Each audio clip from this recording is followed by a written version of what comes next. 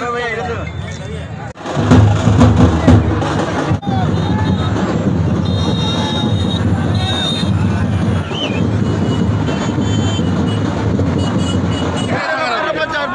गडचांदूरच्या निवडणुकीमध्ये काँग्रेस, राष्ट्रवादी आणि बीजेपीने एकत्र मिळून लढल्या।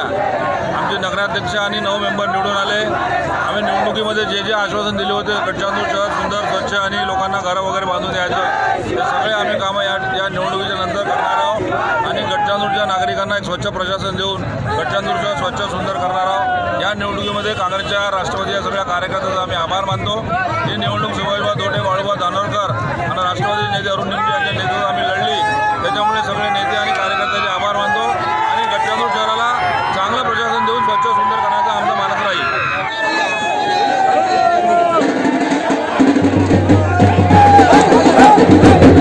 हा विजय हा जनतेचा विजय आहे।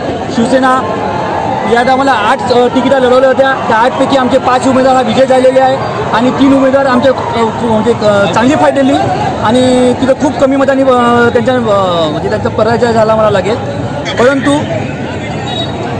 परंतु हा विजय आमच्यासाठी आणि म्हणजे ज्या लोकांनी म्हणत होते का जिल्ह्यामध्ये बाळू धानोरकर असतो म्हणजे पक्ष सोडून काही लोक नेतृत्व गेले आणि शिवसेना संपली, जे बोलणारे लोक होते त्यांच्यासाठी हा विजय आमच्यासाठी सगळ्या शिवसेनेकडे उत्साह निर्माण करावी आणि जे म्हणत होते शिवसेना संपली त्यांच्यासाठी हा चपराक हा आमच्यातर्फे शिवसेनेतर्फे चपराक आहे ना, त्याचं उत्तर आहे का बाबा आमचे शिवसैनिक हे कधीही कुठं जात नाही आणि शिवसैनिक विजयासाठी शेवटी आपला तन मन धन लावून मेहनत करून आजचा हा विजय आम्ही निश्चित केलेला आहे।